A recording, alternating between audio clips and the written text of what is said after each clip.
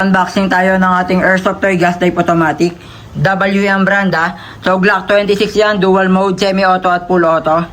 Mag-a-build syempre ang package niya, may kasama ng .20 na BBs, 2,000 pieces ang laman.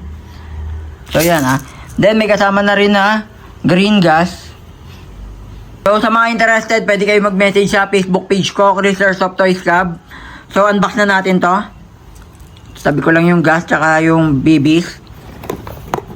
So yung Glock 26 natin. Yan kita ba?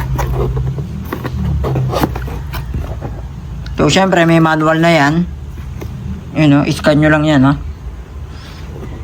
So Glock 26 unit natin. So syempre ito yung magazine nya. Metal na rin yan Yung magazine nya metal na rin to. So yan mamaya bilangin natin ilang kasyang BBs dito. So ito medyo medyo mas maliit na version ng Glock 26. Yan May pampakapal na rin ng grip. Yan. Kita ba? Yan. Kinakabit to syempre yan kung nakukulangan kayo sa kapal ng grip ng yung handle. So ito pwede nyo install to. Yan. So Glock 26 natin. Gundo medyo cute size lang. Pwede rin to sa babae Siyempre maganda yan Kita nyo ba? Yan So wala pa siya isang dangkal.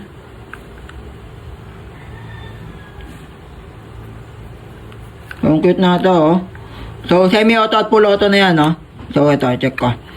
Yan Semi-auto. Then pagka binaba nyo, then magpo-full auto. So syempre meron din siyang optic sight sa taas. Yan yung sight yung rear sight at front sight. Yan in case na meron kayong tatargetin. Wait, check ko lang, tapakita ko lang. Ayan. Yan, pagka tinarget natin mamaya. Diba? So wala siyang, so hindi kayo pwede maglagay ng laser sa sa taas. Walang attachment since maikli lang to. Sa mga gusto malaman yung actual na timbang ng airsoft natin, WE Glock 26 dual mode, semi-auto at full auto. So syempre, gagamit tayo so yung timbangan natin, weighing scale, para kahit papaano medyo accurate naman, konti na lang halos accurate na talaga. So lagay natin yung magazine. Check natin. So kita ba? So yan So yan medyo magaan yata, halos kalahating kilo lang. So isa pa. So yun So last try. So halos kalahating kilo nga lang talaga yung timbang na ito. So tabi na natin to. Then lagyan natin ng BB sa obala. So punuin natin Check natin ilan nga ba yung kasya dito. So I think hindi siya pwede dito. Tulad ng ibang normal na magazine, sa taas talaga siya nilalagyan.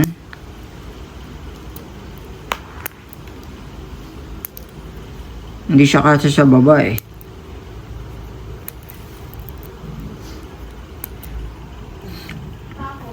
So total na nalagay na BBs yan nasa 15 pieces lang. So balik na natin dito. FPS check muna tayo So cute lang na ito. Pwede rin to sa babae syempre naman Very handy lang Then syempre WE yan, napakaganda ng brand na yan. So test pair lang tayo. Check muna natin yung FPS. So gamit tayo ng chronograph. So yan, gamit lang tayo ng chronograph. So ito yung chronograph may battery na yan. Kasama na natin yung unit natin. Ganda So check lang tayo. So may konti pa naman konti lang yung green gas na ito So check. So wala pa lumabas. Isa pa. So 290. So medyo malamig pa lang. So yun, 268. So yun, wala na yatang gas. So normal naman talaga yun pagka humihina syempre pagka wala ng laman na gas. So yun nga yung sinasabi ko, pagka paubos na yung gas o halos wala na yung gas, syempre humihina na rin yung FPS, wala na rin halos laman Para din naman yung battery ng, ayun, kunyari, ng remote control na sasakyan, yung kotse, ganun, remote control na kotse. So, eto, ubos na, mapapansin nyo. Paano nga ba malalaman kung ubos na? Eto, yan malambot lang siya, mapepress nyo. Yun lumulubog. Yan yung inlet sa likod. Yan, mapapansin nyo, wala nang laman na green gas. Yo, kaya kanina medyo mahina na, nag 68, bumaba ng 68 yung FPS. So, try naman natin magkarga ng green gas. Pakita ko lang din, ito yung inlet valve nasa ilalim. Yan medyo kita, buti naman okay yung ilaw dito natin. Yan kitang-kita. Yan yung inlet valves. Pero syempre, pagka nagkarga, mas okay, masanay talaga ako tatanggalin yung takip sa ilalim. So, press nyo lang yan. So, tinanggal ko yung takip sa ilalim. So, yung pagkarga nyan, yan So, dapat ko-connect nyo lang yan. Ito Pagka nagkarga, hindi pa ganyan Hindi pa ganito, hindi pa tabing pa ganyan.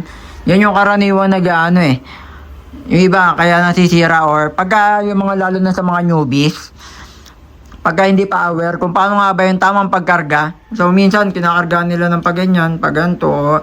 Yan, possible talaga masira pagka patabing Kaya hanggat maaari, syempre, tinuturo ko din, lalo na sa mga plano palang mag-airsoft. Diretso lang dapat Kukonect nyo lang to, yan yung parang pinaka-pin. Then, ito yung green gas natin. So, diretso lang dapat yung pagkarga, mga sir. Wait, kita ba? Papakita ko lang din. So, count lang kayo, 5 to 8 seconds, pwede na.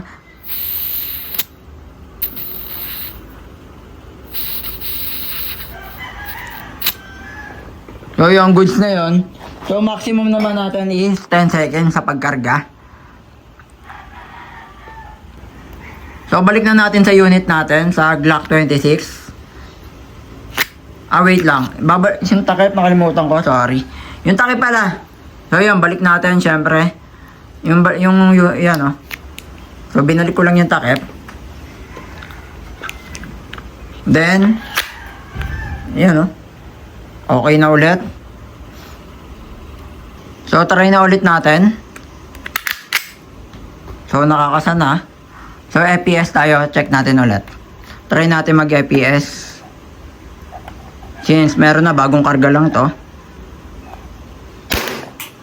So, 285. So, medyo nagpapainit pa siguro.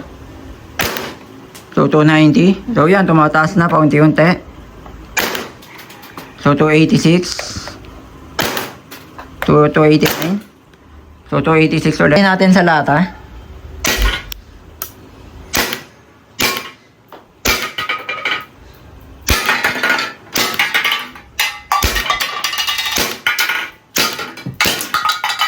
So, yan naubos naman yung bala. So, ganyan siya. Parang totoo na rin. Nag-open chamber or nagkakak. Yan Kita nyo ba? Solid din tong unit na to. WE Glock 26 yan Semi-auto at full auto. Dual mode na yan. So, press nyo lang yan para bumalik. So, sa mga interested, pwede kayo mag-message sa Facebook page ko, Research of Toys Cub. So, isang round na lang para sa full auto, sorry. Full auto natin, full auto natin. So, lagyan ko lang ulit ng BBs to. Since paubos na yung BBs. Naubos na pala. Gamit ko pala sa FPS check, yung .20 natin na BBs. So, balik na natin to sa unit natin. So, full auto naman tayo. Tatry natin yung full auto. Nakita nyo ba binaba ko yung switch? So, kanina, naka semi-auto. Yun yung single fire. Ito yung full auto. Mas mabilis yung release ng bala. Yung rat sa iba, yun ang tawag dyan So, Glock 26. So, try natin yung full auto. So, kung mapapansin nyo, so yan inano ko yung lata. Medyo dinamihan ko. Since rapid fire nga to, mas mabilis yung release ng bala. Para makita nyo rin ng mas maayos. Yan, medyo mabilis yata yun. So, ganun lang mga sara. So, ulitin ko, para bumalik yan, press nyo lang to. So, yan Tindi naman talaga So, sa mga interested, ulitin ko, message lang tayo sa Facebook page ko, Research of Toys Cub. So, ilalagay ko yung link sa comment section. Click nyo lang yon.